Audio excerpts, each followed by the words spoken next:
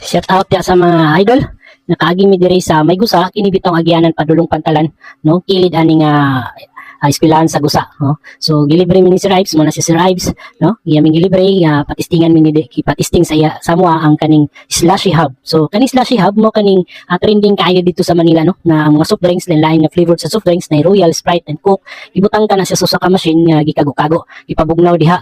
And then before abrihan na siya mga idol, duklukon ka na siya og rubber mallet kanang bitang martilyo sa tiles no. So duklukon na siya then ibutang sa ginatawag na to plastic. So gilibre mi ni Sir Ives diri sa atbang sa eskwelahan no. So salamat kay Sir Ives sa imong paglibre. So makita na to mga idol nga daghan nagahulat. So sa ilang proseso na cup makita na to nga nagbutang sila og klase-klase nga mga ingredients sa idol no. Na black beans, na gulaman, na syrup, so lain-lain pa nga mga seasoning nga ilang gibutang pampadagdag. So ay haday na siya butangan sa soft drinks nga imong gipili idol.